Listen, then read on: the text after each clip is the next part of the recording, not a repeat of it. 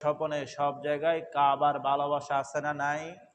অবশ্যই আছে। যদি কাবার ভালোবাসা না থাকতো, রবের ঘরের ভালোবাসা না থাকতো, তাহলে প্রতিদিন 5 ওয়াক্ত কাবার দিকে ফিরে নামাজ আদায় করা সম্ভব হতো না।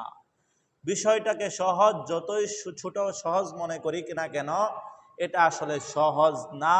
স্বাভাবিক দৃষ্টিতে যারা নামাজ পড়ে না তাদের কাছে জিজ্ঞাসা করে দেখেন যে 5 ওয়াক্ত নামাজ পড়াটা কত তাদের জন্য কঠিন, আর মুসলমানদের জন্য সহজ। মুসলমান কেন বললাম? তাদেরকে মুসলমান থেকে বাদ দিয়ে দিলাম কিনা? মুসলমান বলতে বলতেছি হাকিকি খাঁটি মুসলমান, যে মুমিন, যার ইমানের মধ্যে তেজ আছে, তার জন্য কঠিন না। আল্লাহ রাব্বুল আলামিন বলতেছেন লা ইকাল্লিফুল্লাহু নাফসান ইল্লা উসআহা, আমি বান্দাকে এমন কোনো কাজ চাপিয়ে দেই নাই যে কাজ তার জন্য কঠিন। তাহলে সহজ আবার কঠিন, সহজ আবার কঠিন। আপনাকে আল্লাহর বান্দা হইতে হইলে ইমানদার হওয়া জরুরি কিনা? ইমানদার হতে হবে।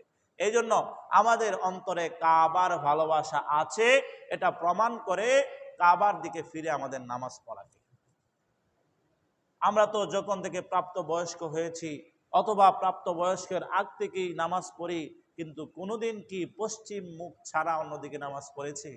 পড়ি নাই, পড়ি নাই। আর পশ্চিম দিকে পড়েই বা কেন? কেন পড়ি? কাবার দিকে ফিরে। কেন কাবার দিকে ফিরে পড়ি? কাবা আল্লাহর ঘর। আল্লাহর ঘর হয়েছে তো কি হয়েছে? আল্লাহ নির্দেশ করেছে, এই জন্যই পড়ি। সব কিছু তো আল্লাহর সৃষ্টি, কাবাও আল্লাহর সৃষ্টি। তাহলে কাবার দিকে পড়ার কারণ কি? কাবার পড়ার দিকে কারণ আল্লাহর হুকুম। আল্লাহর কি? অনেকেই বলে যে আমরা তো মূর্তি সামনে নিয়ে ইবাদত করি, তোমরাও তো কাবাঘর সামনে নিয়ে ইবাদত করো। আমরা বলি আমরা কাবাকে সেজদা করি না, রব্বে কারিমের কুদরতি পায়ে সেজদা করি। আর কাবাকে সেজদা করতাম না যদি আল্লাহর নির্দেশ না থাকতো, ঠিক কিনা? আল্লাহর নির্দেশ পালনার্থে আমরা কাবাকে সম্মান করি। কারণ এই কাবার পূর্বেও তো আমাদের আরেক কাবা ছিল, ছিল কিনা? বাইতুল মুকদ্দাস। আজকে এই বাইতুল মুকদ্দাস মুসলমানদের কর্তৃত্বে হাতে নেই। এটা আমাদের জন্য চরম দুঃখর দুর্ভাগ্যের বিষয়। আমরা কিছু করতেও পারতেছি না।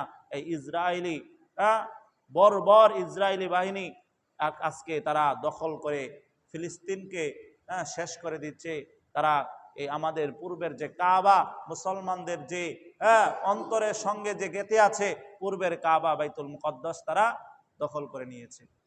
কিন্তু আল্লাহর হুকুম যখন ওই দিকে ছিল, আমরা ওই দিকে ফিরে নামাজ পড়লাম। আবার আল্লাহর হুকুম যখন এদিকে আসলো, তখন আমরা এদিকে ফিরে নামাজ পড়ছি। মূল কি? আল্লাহর হুকুম। তো মুহতারাম হাজরিন, বলতেছিলাম এই কাবা সৃষ্টির সূচনা কবে থেকে? এটা কতদিন আগে থেকে ছিল? একেবারে পৃথিবীর শুরুর আগে থেকে, নাকি পরে আল্লাহ রাব্বুল আলামিন এটাকে সৃষ্টি করেছেন, নাকি ইব্রাহিম আলাইহিস সালাম দ্বারা শুরু, নাকি আমাদের নবী নতুন প্রণয়ন করেছেন, এরকম কোনো বিষয় কিনা? এর ইতিহাস আসুন আজকে আমরা জানি। রব্বুল আলামিন যখন পৃথিবীকে সৃষ্টি করলেন, তখন পৃথিবীতে এই মাটির অস্তিত্ব ছিল না, গাছের অস্তিত্ব ছিল না, পাহাড় পর্বত কিছুর অস্তিত্ব ছিল না। আপনি যদি মাটিকে কল্পনা না করতে করেন যে মাটি নাই, তাহলে দেখবেন পৃথিবীতে কিছুই নাই। পৃথিবী তখন ছিল শুধু পানি আর পানি। গোটা পৃথিবী পানি, কোথাও পানি ছাড়া কোনো কিছুর অস্তিত্ব ছিল না। এটা পৃথিবীর সূচনা লগ্ন। যখন আল্লাহ রাব্বুল আলামিন পৃথিবীকে সৃষ্টি করলেন, তখন পানি আর পানি। বর্তমান সময়েও পৃথিবীতে 1 ভাগ স্থল, 3 ভাগ জল। রব্বুল আলামিন ইচ্ছা করলেন কাবাঘরের নির্মাণ করবেন, ইচ্ছা পোষণ করলেন। তখন মাটির ব্যবস্থা করতে গিয়ে রব্বুল আলামিন কাবার যে জায়গাটা ছিল, ওই জায়গাটা আল্লাহর কুদরতি ফায়সালায় এরকম উঁচু ছিল। পানিটা কি এরকম উঁচু ছিল, আর বাকি জায়গাগুলো নিচু ছিল। রব্বুল আলামিনের নির্দেশে পানিটা আস্তে করে নিচু হয়ে গেল। ছিল উঁচু, হয়ে গেল কি নিচু। উঁচু থেকে যখন নিচু হলো, সকল পানি এই দিকে গড়গড়ায়া পড়তে লাগলো। পানির একটা দেখবেন, পানি যখন উঁচু থেকে নিচু থেকে গড়গড়ায়া পড়ে, তখন কিছু ফেনা হয়, হয় কিনা? ফেনা হয়। ওই ফেনাগুলা হয়ে, অনেকগুলা ফেনা একত্রিত হয়ে রব্বুল আলামিনের নির্দেশে ওই ফেনাগুলা সর্বপ্রথম মাটির আকৃতি ধারণ করে। পরিমাণ কতটুকু? একটা ইট পরিমাণ। হাদিসের তাফসিরে আসছে একটা ইট পরিমাণ জায়গা মাটির আকৃতি ধারণ করা হয়। হাদিসের বর্ণনায় পাওয়া যায় আল্লাহ রাব্বুল আলামিনের নির্দেশে পরবর্তীতে এই মাটিকে প্রশস্ত করা হয়, বিস্তার করা হয়, লম্বা করতে করতে করতে করতে প্রশস্ত করতে করতে আজকের এই জমিন পর্যন্ত প্রশস্ত করা হয়েছে। তাহলে সূচনা হচ্ছে মাটি। এখন কথা হচ্ছে কাবার সাথে এর সম্পৃক্ততা কি? রব্বুল আলামিন রাসূলকে জানিয়ে দেয় যে প্রথম যে মাটিটুকু, প্রথম যে অস্তিত্বটুকু হয়েছিল এক ইট পরিমাণ, এই জায়গাটা হচ্ছে কাবার অংশ। এই জায়গাটা কি? বর্তমান সময়ে যে কাবা অবস্থিত আছে, ওই পৃথিবীর সূচনা লগ্নে যে প্রথম মাটিটা হয়েছিল, ওই মাটির জায়গাটাই বর্তমান কাবায় অবস্থিত। তাহলে বোঝা গেল পৃথিবীর সকল মাটির অস্তিত্ব হচ্ছে কাবা, কাবার সঙ্গে অস্তিত্ব আছে। আর মানুষের অস্তিত্বর সঙ্গে মিশে আছে। মানুষের সৃষ্টির মূল হচ্ছে মাটি, মাটি কিনা? কাবাও মাটি, মানুষও মাটি। তো এই দিক থেকে কেমন জানি কাবার সঙ্গে মানুষের একটা সম্পর্ক আছে কিনা? আদম আলাইহিস সালাতু ওয়াস সালামকে আল্লাহ রাব্বুল আলামিন মাটি দ্বারা সৃষ্টি করেছেন। প্রমাণ কি? আল্লাহ রাব্বুল আলামিন কালামে পাকের মধ্যে বলেন, মিনহা খলাকনাকুম ওয়া ফিহা নুঈদুকুম ওয়া মিনহা নুখরিজুকুম তারাতান উখরা। রব্বুল আলামিন জানিয়ে দেয়, আমি তোমাদেরকে মাটি থেকে সৃষ্টি করলাম, আবার মাটিতে ফিরিয়ে নেওয়া হবে, পরবর্তীতে আবার মাটি থেকে উত্থাপন করা হবে। মুফাসসিরিনে কেরাম বলেন, এই জায়গায় মাটি দ্বারা উদ্দেশ্য হচ্ছে কাবা। মিনহা খলাকনাকুম, আমি তোমাদেরকে কাবা থেকে সৃষ্টি করলাম। ওয়া মিনহা নুখরিজুকুম, আমি তোমাদেরকে আবার কাবার মধ্যে ফিরিয়ে নেব। ওয়া মিনহা নুখরিজুকুম তারাতান উখরা, পরবর্তীতে আবার কাবা থেকে উত্থাপন করব, পুনরায় জীবিত করব। মুফাসসির কি বলেন? এই জায়গায় মাটি দ্বারা কাবা উদ্দেশ্য, কারণ দুনিয়ার প্রথম যে মাটিটা, এটা কি? কাবার মাটি, কাবা ঘরের জায়গার মাটি। তাহলে কেমন যেন আমরাও কাবা মাটি থেকে সৃষ্টি, আর পরবর্তীতে পুরা পৃথিবী এই কাবার মাটি দ্বারা প্রশস্ত করা হয়েছে। সুতরাং আমাদের সঙ্গে কাবার ওই দিক থেকে একটা আন্তরিকতা আছে না নাই? মিল আছে। তো মানুষ মাটির তৈরি না নূরের তৈরি? যদি যারার মধ্যে এই মতবাদ আছে, আমি বলি দরকার নাই, আপনারটা আপনার পকেটে রাখেন। রব্বুল আলামিন যদি কবরে কোনোদিন জিগায়, তাহলে পরে কয়েন, কোনো সময় প্রশ্ন করবে না যে তুমি মাটির তৈরি আছে না নূরের তৈরি। আল্লাহ আমাদের কি দ্বারা সৃষ্টি করেছেন আল্লাহ ভালো জানেন, আমাদেরকে এটা জিজ্ঞাসা করা হবে না। বাস এই পর্যন্তই রাখেন, আপনার এটা জানার দরকারই নেই। ঠিক আছে, যাদের মধ্যে আলোচনা করেন। তবে এই আয়াত থেকে বোঝা যায় এই জায়গায় কিসের তৈরি? মাটির তৈরি। আপনি যদি না মানেন, কেউ যদি না মানতে চায়, ভাই ঠিক আছে, আপনার সাথে ঝগড়া নাই, আপনিও ভাই আপনিও ভাই, আমরা ভাই ভাই চলতে থাকি। হাসরের ময়দানে আল্লাহ জীবনও জিগাইব না আমি কিসের তৈরি, এটা জানার বিষয়ও না, আমলেরও বিষয় না, কথা শেষ। তো মুহতারাম হাজিরিন, বলতেছিলাম কাবা এইভাবে এই পর্যন্ত মাটি হয়ে গেল। এর পরবর্তী সময়ে আপনারা জানেন, ইতিহাস লম্বা আলোচনা, আল্লাহ রাব্বুল আলামিন আদমকে সৃষ্টি করলেন, হযরত হাওয়া আলাইহিস সালাতু ওয়াস সালামকে সৃষ্টি করলেন। সৃষ্টি করার পর জানেন শয়তানের কারসাজিতে জান্নাত থেকে আবার এই দুনিয়াতে পাঠিয়ে দিলেন। আল্লাহ রাব্বুল আলামিন হযরতে আদম আলাইহিস সালাতু ওয়াস সালামকে পাঠাইলেন শ্রীলঙ্কায়। কোথায়? শ্রীলঙ্কায়। হযরত হাওয়া আলাইহিস সালাতু ওয়াস সালামকে পাঠাইলেন মক্কার জেদ্দায়। কাছাকাছি না অনেক দূর? অনেক দূর। পৃথিবীতে আর কোনো মানুষ নাই, দুজন মানুষ, একজন শ্রীলঙ্কায় আর একজন মক্কায় জেদ্দায়। তো রব্বুল আলামিনের ইশারায় তারা ঘুরতে ঘুরতে ঘুরতে ঘুরতে দেখা হয়ে গেল আরাফার ময়দানে। কোথায়? আরাফার ময়দানে। জেদ্দা নামকরণ করা হয়েছে। জেদ্দা আরবিতে শব্দ, জেদ্দা অর্থ দাদি বা নানি। আমাদের সকলের দাদি বা নানিকে হযরত হাওয়া আলাইহিস সালাতু ওয়াস সালাম, সেই জন্য জেদ্দাকে জেদ্দা করে নামকরণ করা হয়। পরবর্তীতে আরাফার ময়দানে হযরত আদম এবং হযরত হাওয়া আলাইহিস সালাতু ওয়াস সালাম পৃথিবীর সর্বপ্রথম পরিচিত হয়। এই জন্য আরাফা অর্থ হচ্ছে পরিচিত। আজও পর্যন্ত মুসলমানরা হজ করতে গিয়ে আরাফার ময়দানে একত্রিত হয়ে তারা পরিচয় লাভ করে কিনা? আরাফার ময়দানে হজের বিশেষ গুরুত্বপূর্ণ একটা অংশ আরাফার ময়দানে অবস্থান করা লাগে। তো আল্লাহ রাব্বুল আলামিনের ইশারায় তারা একত্রিত হলেন। কোথায়? শ্রীলঙ্কা। কোথায়? জেদ্দা। একত্রিত হলেন কোথায়? আরাফার ময়দানে। আরাফার ময়দান থেকে আল্লাহর ইশারায় তারা চলে গেলেন মক্কা নগরীতে। কোথায়? মক্কা নগরীতে যাওয়ার পরে হযরত জিবরাইল আলাইহিস সালাতু ওয়াস সালামকে আল্লাহ পাঠালেন, হুকুম দিলেন, ইয়া আদম, তুমি আমার ঘর নির্মাণ করো, একটা ঘর নির্মাণ করো। আদম আলাইহিস সালাতু ওয়াস সালাম বললেন, জায়গা কি হবে? হযরত জিবরাইল আলাইহিস সালাতু ওয়াস সালাম দেখিয়ে দিলেন এই জায়গায়, কোন জায়গা, ওই যে সর্বপ্রথম ঈদ পরিমাণ জায়গা মাটি ছিল, এই জায়গায় মিস্ত্রি করা হবে। হযরত আদম আলাইহিস সালাতু ওয়াস সালাম সঙ্গে থাকলেন, ফেরেশতারা কাজ করলেন, ঘর নির্মাণ শেষ। ঘর নির্মাণ কি শেষ, কাবা ঘর নির্মাণ হয়ে গেল। এখন মিস্ত্রি হলো কে? হযরত আদম আলাইহিস সালাতু ওয়াস সালাম, জিবরাইল এবং ফেরেশতারা, ওনার অধীনে ফেরেশতারা রব্বুল আলামিনের ঘর নির্মাণ করলেন। এই কাবা ঘর পৃথিবীর ইতিহাসে সর্বপ্রথম ঘর, সর্বপ্রথম মসজিদ। এর পূর্বে পৃথিবীতে আর কোনো ঘরের অস্তিত্ব ছিল না। কাবা ঘর নির্মাণ হয়ে গেল, আল্লাহ নির্দেশ দিলেন, ইয়া আদম তুমি তাওয়াফ করো। হযরত আদম আলাইহিস সালাতু ওয়াস সালাম কাবা ঘরে তাওয়াফ করলেন, প্রদক্ষিণ করলেন। ফেরেশতারা সকলে তাওয়াফ করলেন, প্রদক্ষিণ করলেন। ঠিক তেমনি ভাবে যুগে যুগে ওই দিন থেকে কিয়ামত পর্যন্ত কাবা শরীফের তাওয়াফ চলতেই থাকবে, চলতেই থাকবে, চলতেই থাকবে। কোনোদিন কোনো সময় বন্ধ হবে না। কাবা ঘর তাওয়াফ করা বন্ধ হবে? বন্ধ হবে না। যে কোনো সময়, রাত্রের 1টা নাই, 2টা নাই, 3টা নাই, 4টা নাই, সর্বক্ষণ মানুষ তাওয়াফ করতেছে। যারা হাজী সাহেব অনেকেই একটু মনে করে একটু গভীর রাতে যায়, গিয়ে দেখি একটু মানুষের ভিড়টা কম হয় কিনা, সুযোগ নাই, সব সময় তাওয়াফ করতেছে করতেছে, ফেরেশতারা করতেছে, জিনে করতেছে, মানুষে করতেছে, তাওয়াফ চলতে থাকবে। এবং যুগে যুগে যত নবী রাসূল এসেছেন সবাই এই ঘরকে তাওয়াফ করেছেন। হযরত আদম আলাইহিস সালাতু ওয়াস সালাম তাওয়াফ করেছেন, হযরত শীস আলাইহিস সালাতু ওয়াস সালাম তাওয়াফ করেছেন, নূহ আলাইহিস সালাতু ওয়াস সালাম তাওয়াফ করেছেন, হযরত মূসা আলাইহিস সালাতু ওয়াস সালাম তাওয়াফ করেছেন, ইব্রাহিম খলিলুল্লাহ তাওয়াফ করেছেন, হযরত ঈসা আলাইহিস সালাতু ওয়াস সালাম তাওয়াফ করেছেন, যুগে যুগে তাওয়াফ করেছেন। সর্বশেষ আমাদের নবী, আখির নবী, সাইয়্যিদুল মুরসালিন হযরত মুহাম্মদ রাসূলুল্লাহ সাল্লাল্লাহু আলাইহি সাল্লাম 100 লক্ষ সাহাবী নিয়ে তাওয়াফ করেছেন। সকল নবীরা তাওয়াফ করেছেন, ফেরেশতারা তাওয়াফ করেছেন, জিনে তাওয়াফ করেছেন। এমনকি হযরত নূহ আলাইহিস সালাতু ওয়াস সালামের নৌকার কাহিনী আপনারা জানেন কিনা, যে প্লাবন হয়ে নৌকা ভাসতেছিল, ভাসতে ভাসতে মক্কায় যখন পৌঁছলেন, কাবা ঘরের উপরে আসলেন, তখন নৌকাটা নিজে নিজে 7টা চক্কর লাগাইছে। কয়টা? 7টা চক্কর লাগায় পরে জুদি নামক পর্বতে গিয়ে আটকাইছে। এর আগে নৌকাটা তাওয়াফ করলো কাকে? এই কাবা ঘরকে তাওয়াফ করলো। তা আমরা জানি যুগে যুগে এই কাবাকে তাওয়াফ করছে। শুধু তাই না, পৃথিবীতে এমন একটা জায়গা আছে, এলাকা আছে, সেই এলাকাকে, ওই জায়গাকে তাওয়াফ করানো হয়েছে।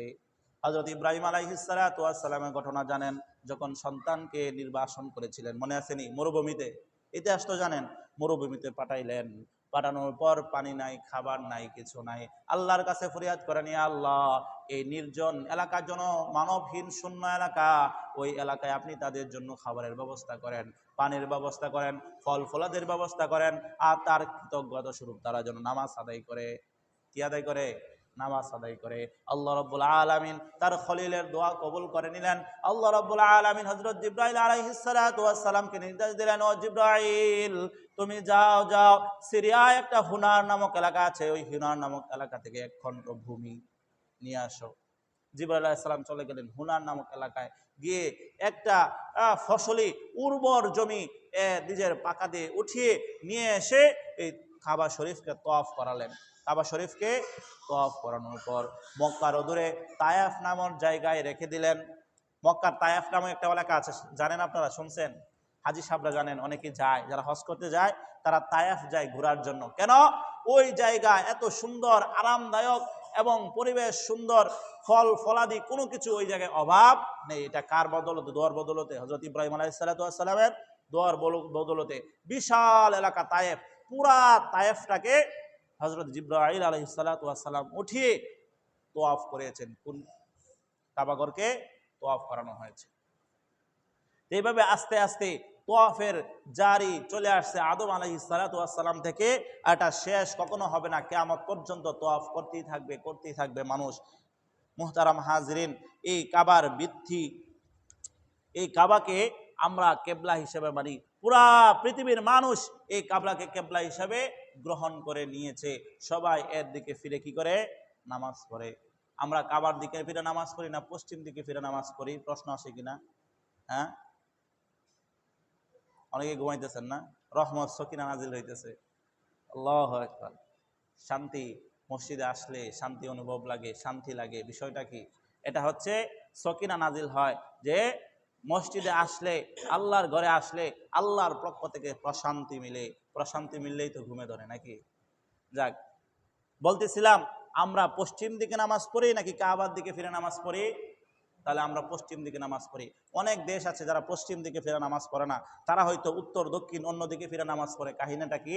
কাহিনী হচ্ছে বাংলাদেশ থেকে সৌদি আরব পশ্চিম দিকে অবস্থিত।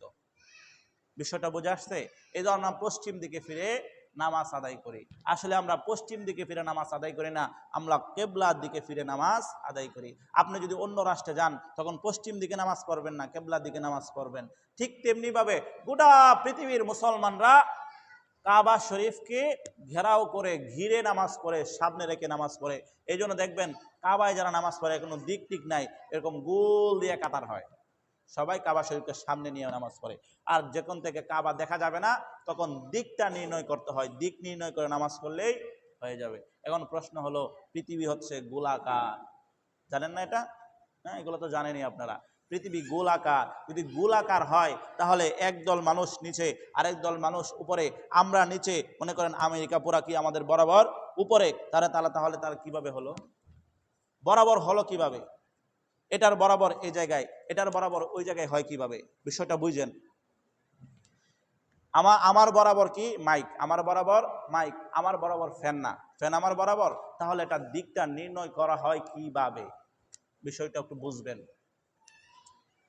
আর প্রকান্তরে আমাদের দেশ থেকে সৌদি আরব প্রায় 1000 কিলোমিটার উপরে, আমরা নিচে। তাহলে বরাবর হলো কিভাবে? হাদিসে আসছে যে কাবার যখন ভিত্তি স্থাপন করা হয়, পাইলিং স্থাপন করা হয়, তখন 7 তবক জমিন পর্যন্ত এর পাইলিং, আর তার উচ্চতা হচ্ছে আসমান পর্যন্ত। সুবহানাল্লাহ। এখন বলেন, আমার বরাবর পিলার আসেনি? আমার বরাবর পিলার আছে না? কারণ পিলারটা জমিন থেকে নিয়ে 7 পর্যন্ত। তাহলে আমি যে জায়গায় বসি, নিচে বসলেও পিলার আমার বরাবর, আমি যদি আরো উপরে বসি চেয়ারে, পিলার আমার বরাবর হবে কিনা? ঠিক তেমনি ভাবে আপনি উঁচে হন নিচে হন, কারণ এটা তো 7 তবক জমিন থেকে একেবারে আসমান পর্যন্ত, এটা যে জায়গায় আপনি বসেন, যে দেশেই থাকেন, আপনার বরাবরই হবে, উঁচু নিচু হবে না। কিন্তু আমি যদি উপরে উঠে যাই, মাইক আমার নিচে চলে যাবে, কারণ এটা এক জায়গায় অবস্থিত, আর ওইটা পুরা আসমান জমিন নিয়ে, পুরা জায়গা নিয়ে অবস্থিত। সেই হিসাবে আমরা কেবলার দিকে মুখ করে নামাজ পড়ি। বিষয়টা বোঝা আসছে? তো বলতেছিলাম, এই কাবাগর কয়েকবার ধাপে ধাপে নির্মাণ করা হয়েছে। একেবারে যে কাবাগর হযরত আদম আলাইহিস সালাতু ওয়াস সালাম বানিয়েছেন, সেই কাবাগরের অস্তিত্ব এখন নাই। হযরত নূহ আলাইহিস সালাতু ওয়াস সালামের জমানায় প্লাবন দ্বারা কাবাগর ধ্বংস হয়ে গেছিল, অস্তিত্ব শেষ হয়ে গেছিল।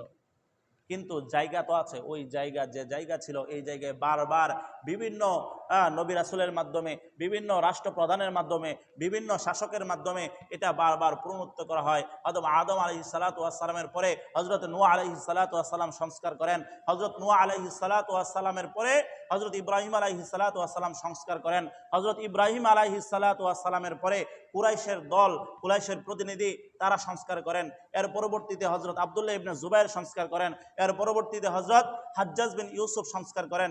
এর পরবর্তীতে একটা নিয়ম প্রণয়ন করা হয় যে হযরত আব্দুল্লাহ ইবনে জুবাইর রাদিয়াল্লাহু তাআলা আনহু রাসূলের একটা হাদিস পাইলেন যে রাসূল জীবদ্দশায় যখন বিছনায় শায়িত ছিলেন, মৃত্যুর আগ পর্যায়ে, তখন হযরত আয়েশা রাদিয়াল্লাহু তাআলা আনহার কাছে বলতেছিলেন, আয়েশা, আমার মনে চায় আমি যেন এই কাবাটাকে ভেঙে হাতিমে কাবাকে নিয়ে তারপর করি। যারা মক্কায় গিয়েছেন অথবা ছবিতে দেখেছেন যে কাবা শরীফের দৃশ্য, তারা দেখবেন কাবা এরকম, হ্যাঁ, স্কয়ার, চার কোনা, এর পাশে দেখবেন একটা হাতিমে কাবা এরকম গোল আকৃতির একটা জায়গা আছে। এটা 3 ফুট কিংবা 2 ফুট উচ্চতা হতে পারে, এরকম করে চিহ্নিত করে রাখছে। তো রাসূল বলেন এই হাতিমে কাবাটা কাবার ভিতরের অংশ। তা আয়েশাকে আক্ষেপ করে, আয়েশা রাদিয়াল্লাহু তাআলা আনহাকে আক্ষেপ করে বলতেছেন, আমার মন চাচ্ছে আমি হাতিমে কাবাটাকে নিয়ে আমি যেন করে ফেলি। কুরাইশরা যখন করে তখন অর্থের অভাবে, আপনারা বলেন আপনাদের মসজিদের কাজ শেষ? শেষ না, এক জায়গায় গিয়ে স্থির হয়েছে, কিন্তু মসজিদ তো, কিন্তু অনেক কাজ বাকি রয়ে গেছে। ঠিক তেমনি ভাবে করতে পারতেছেন কেন? টাকা নাই, অথবা সময় নাই, যে কোনো এক কারণেই তো হোক। তো কুরাইশরা যখন নির্মাণ করেছিল কাবাটাকে, তখন অর্থের অভাবে টাকা শর্ট পড়ছে, এই জন্য হাতিমে কাবাটাকে বাদ দিয়ে করছে, যে এতটুকু করলাম না, এতটুকু করলাম। তো বর্তমান সময়ে যতটুকু আছে এতটুকু করলো। করার পরে রাসূল আকরাম সাল্লাল্লাহু আলাইহি সাল্লাম এটা বললেন যে আমার মন চাচ্ছে আমি হাতিমে কাবাটাকে নিয়ে আমি কাবাকে অন্তর্ভুক্ত করি। আবার উনি কারণ বলতেছে যে আমি এটা করি না, আমার ভয় হয়, অনেকে নতুন মুসলমান হয়েছে সবে মাত্র, তারা অন্য মনের মধ্যে একটা ধারণা নেবে যে শেষ পর্যন্ত রাসূলই কাবাকে ভাঙলো, ধারণা আসতে পারে কিনা। আমি হুজুর হইয়া যত বড়রা বড় হুজুর যদি হয়ে যাই, আয়সা যদি বলি বোলডোজার নিয়ে আসি যে এটা ভাঙো মসজিদটা, ভাঙে আবার করি, তাইলে আপনাদের মনে কষ্ট লাগবো কিনা। সেই দিক থেকে সেই বিবেচনায় রাসূল বললেন ঠিক আছে এভাবেই থাকুক।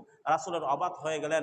রাসূলের পরবর্তীতে আব্দুল্লাহ ইবনে জুবাইর রাদিয়াল্লাহু তাআলা আনহু যখন হযরত আয়েশা রাদিয়াল্লাহু তাআলা আনহা থেকে এই খবর জানতে পারলেন, তখন ইসলাম ব্যাপক আকৃতি ধারণ করেছে। তখন আব্দুল্লাহ ইবনে জুবাইর রাদিয়াল্লাহু তাআলা আনহু এই উদ্যোগ গ্রহণ করলেন যে হাতিমে কাবাকে আমরা নিয়ে নিব, একসঙ্গে পুরাটা নিয়ে করব। তো উনি সংস্কার করলেন, হাতিমে কাবাকে অন্তর্ভুক্ত করলেন। পরবর্তী সময়ে স্বৈর শাসক যদিও মুসলমান ছিল, হাজ্জাজ বিন ইউসুফ, সে মক্কাকে দখল করে হযরতে আব্দুল্লাহ ইবনে জুবাইর রাদিয়াল্লাহু তাআলা আনহুকে শহীদ করে কাবাকে আগের সিস্টেমে করলো, বর্তমান যে সিস্টেম এই সিস্টেম অনুযায়ী করলো। কেন? উনি যুক্তি দাঁড় করালো যে অবস্থায় রাসূল রেখে গেছেন ওই অবস্থায় আমরা করব, আবার নতুন কোনো সংস্কার আমরা চাই না। এই যুক্তি দাঁড় করিয়ে উনি কাবাকে ভাঙলেন। ভাঙার পরে আবার বর্তমান যে আকৃতি আছে এই আকৃতি ধার করালেন। পরবর্তী সময়ে হাজ্জাজ বিন ইউসুফের জমানা শেষ। হযরত উমর ইবনে আব্দুল আজিজ রাহমাতুল্লাহি আলাইহি, উনি সাহাবী ছিলেন না। হযরত উমর ইবনে আব্দুল আজিজ রাহমাতুল্লাহ আলাইহি যখন ক্ষমতাসীন হলেন, আসলেন, মুসলমানদের খলিফা হলেন, তখন তিনি আবার হাতিমে কাবাকে নিয়ে করার সিদ্ধান্ত নিলেন। কেন? ওনার এই হাদিস সম্পর্কে জ্ঞান ছিল। কিন্তু তৎকালীন সবচেয়ে বড় আলেম হযরত মালিক রহমতুল্লাহ আলাই, হযরত মালিকি মাযহাবের প্রণেতা, মদিনার সবচেয়ে বড় আলেম ছিলেন তিনি ফতোয়া দিলেন যে আজকের পর থেকে এই কাবাকে আর কেউ ভাঙতেও পারবে না, সংস্কার করতে পারবে না। কারণ হচ্ছে যদি এই কাবাকে বারবার ভাঙা হয়, সংস্কার করা হয়, শাসক পরিবর্তন হয়, আবার কাবার আকৃতি বিবর্তন করা হয়, এর পরবর্তীতে অন্য শাসক আসবে, কাবাকে আবার ভাঙবে, আবার নির্মাণ করবে, অন্য ধর্মের অন্য মতাবলম্বীর শাসক আসবে, আবার ভাঙবে, আবার সংস্কার করবে। এই থেকে একটা নিয়ম করা হলো যে কাবাকে আর কেউ কোনোদিন কোনো শাসক আসলেও এটাকে পরিবর্তন করতে পারবে না। এই নিয়ম ফতোয়া দেওয়ার পরে আজকের পর্যন্ত যে আকৃতিতে কাবা আছে সেই কাবাকে রেখে দেওয়া হয়েছে, অথচ হাতিমে কাবা কাবার ভিতরের অংশ। এখন এটার দ্বারা আমাদের লাভ কি? এই আলোচনা করলাম, আমাদের লাভটা কি জানার দরকার। জানার দরকার এই জন্যই কারণ বর্তমান সময়ে রাসূল আকরাম সাল্লাল্লাহু আলাইহি ওয়াসাল্লাম মক্কা বিজয়ের পর এটার ভিতর থেকে মূর্তিগুলা পরিষ্কার করলেন, ধুয়ে মুছে সাফ করলেন, সাফ করে 2 রাকাত নামাজ আদায় করলেন। নামাজ আদায় করার পর এর দরজা বন্ধ করলেন। আজও পর্যন্ত সাধারণ মানুষ এর ভিতরে নামাজ পড়ার অনুমতি নাই। যারা বিশেষ তাদেরকে দেওয়া হয়, যারা সৌদি আরবের রাজার ওদের বংশ তারা আনে, কিংবা তাদের অনুমতি সাপেক্ষে বিভিন্ন দেশ থেকে সম্মানী ব্যক্তিদেরকে নিয়ে তাদেরকে সুযোগ দেওয়া হয়, এছাড়া কোনো সুযোগ নাই। কিন্তু কাবার ভিতর নামাজ পড়ার ফজিলত অনেক। এখন সর্বসাধারণ তো দূরের কথা, আপনি যদি বাংলাদেশের বড় মাপের অনেক শাসক হন, তারপরে আপনার যারা সম্ভব না ভিতরে গিয়ে নামাজ আদায় করা। তাহলে এই যে কাবার অংশটা যে বাহিরে রয়ে গেল, হাতিমে কাবা যেটাকে আজও পর্যন্ত চিহ্নিত করা রাখা আছে, এই জায়গায় অনুমতি নিয়ে নামাজ পড়ার সুযোগ এখনো আছে। এই জন্য আমাদের জন্য এটা একটা প্লাস পয়েন্ট। আমরা যখন হজ করতে যাব তখন আমরা হাতিমে কাবার ভিতর যদি প্রবেশ করে 2 রাকাত নামাজ আদায় করি, কেমন যেন আপনি কাবার ভিতরে দাঁড়িয়ে নামাজ আদায় করলেন। বিষয়টা বুঝাতে পারলাম? মনে করেন আপনাদের কোনো কারণে ওই 2 পিলারের পরে মসজিদের ছাদটা ভেঙে গেল অথবা ভেঙে ফেলা হলো, তারপরেও ওই জায়গাটা মসজিদের অংশ হিসেবে বিবেচনা করা হবে। এটাও যদি মসজিদ হয়, এটাও মসজিদের অংশ। ঠিক তেমনিভাবে হাতিমে কাবার অংশ আপনি যদি যান, এই সুযোগটা লাভ করতে পারেন। মোহতারাম হাজরিন, বলতেছিলাম কাবার ইতিহাস। এই কাবা মুসলমানদের অন্তরে আছে, কিয়ামত পর্যন্ত থাকবে। কেউ ষড়যন্ত্র করে চক্রান্ত করে এই কাবাকে নস্যাৎ করতে পারবে না, শেষ করতে পারবে না। যুগে যুগে অনেকে চেষ্টা করেছেন কিন্তু ব্যর্থ হয়েছে। আপনারা জানেন আব্রাহা নামে এক শাসক, ইরাকের ইয়ামানের আব্রাহা নামে এক শাসক, সে চেয়েছিল এই কাবাকে মিটিয়ে দিয়ে তাদের ইয়ামানে একটা নতুন কাবা করার। এ বিষয়ে আলোচনা হয়েছিল সূরা ফিলের তাফসিরে, লম্বা আলোচনা। যখন ইয়ামানবাসী দেখলো যে মক্কা নগরী আস্তে আস্তে তারা অর্থনৈতিক দিকে আগিয়ে যাচ্ছে, কারণ কি?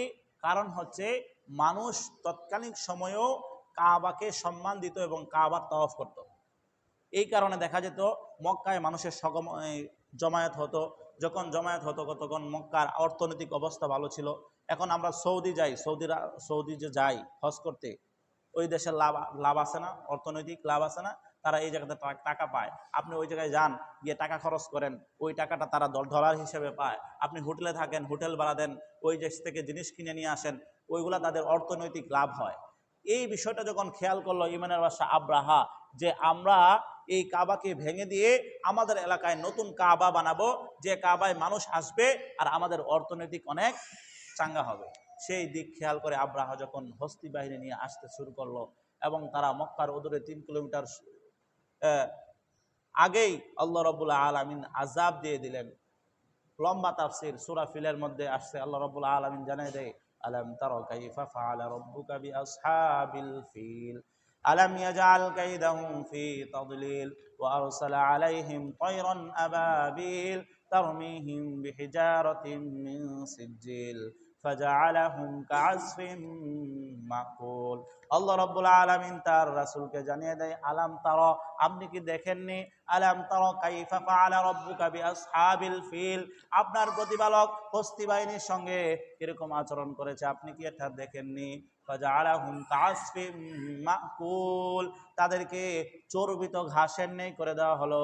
ফলে করে দিলেন আপনার রব চর্বিত ঘাস। চর্বিত ঘাস বুঝেন? গরু যখন চাবাইতে দেখবেন ভুঁড়ির মধ্যে ঘাসগুলো জমা হয়, একেবারে অস্তিত্ব, ঘাসের অস্তিত্ব থাকে, শেষ করে ফেলে। পরবর্তীতে আবার এটা পেট থেকে জাবর কাটে, হ্যাঁ, গরু ছাগলে। এটাকে বলা হয় চর্বিত ঘাসের নেই, তাদেরকে একেবারে ফিনিশ করে দিছে, এক কথা যদি বলেন ব্লান্ডার করে দিছে, শেষ। এরকম অবস্থা। বিশাল লম্বা তাফসীর, ওদিকে যাচ্ছি না। তো যুগে যুগে যত মানুষ আসবে কাবাকে মিটিয়ে দিতে, তারা পারবে না, তারা ব্যর্থ হয়ে যাবে। দুনিয়ার সবচেয়ে বড় পরাশক্তি হবে, সর্বশেষ পরাশক্তি দাজ্জাল। ওই দাজ্জালও কাবা শরীফের এরিয়া ঢুকতে পারবে না। যারা ওই কাবা শরীফের তখন থাকবে তারা নিরাপদ থাকবে, আমান থাকবে। এই জন্য আমাদের অন্তরে এই কাবার ভালোবাসা, মহব্বত রাখতে হবে। এই কাবার ভালোবাসা যদি আপনার অন্তরে থাকে, ইনশাআল্লাহ সুম্মা ইনশাআল্লাহ দৃঢ় প্রত্যয় করেন, আপনার টাকা থাকুক অথবা না থাকুক, একদিন না একদিন আপনাকে রব্বুল আলামিন এটা ঘুরিয়ে নিয়ে আসবেন। এরকম ইতিহাস আমার জানা আছে। আরো মনে বলেছিলাম আমার এক উস্তাদের কথা, যে মাদ্রাসার শিক্ষক, হ্যাঁ, ওনার অর্থনৈতিক অবস্থা তেমন ভালো ছিল না, কিন্তু অন্তরের মধ্যে আশা ছিল মক্কা শরীফ যাবে, হজ করবে। কিন্তু বিষয়টা এত সহজ না। পরিবার নিয়ে চলে একটা মাদ্রাসার শিক্ষক, হ্যাঁ, পরিবার নিয়ে চলার পরে হজ করার স্বপ্ন দেখা, এটা কঠিনই বটে।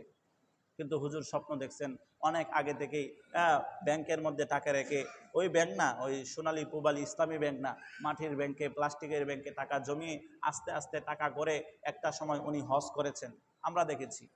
উনি কারো কাছে বলতেন না, বললে মানুষ উপহাস করবে, এই জন্য উনি কারো বলে নাই। সব কাজ যখন শেষ হয়েছে, পাসপোর্ট করা, ভিসা সব কিছু যখন কমপ্লিট, হজের তারিখ নির্ধারণ করা হয়েছে, তখন মানুষকে জানাইছে যে আমি হজে যাচ্ছি। তো আপনার মধ্যেও এই স্পৃহা রাখেন, ভালোবাসা রাখেন কাবার প্রতি। আল্লাহ রাব্বুল আলামিন আপনাদেরকে একবার না একবার হজ করাবেন।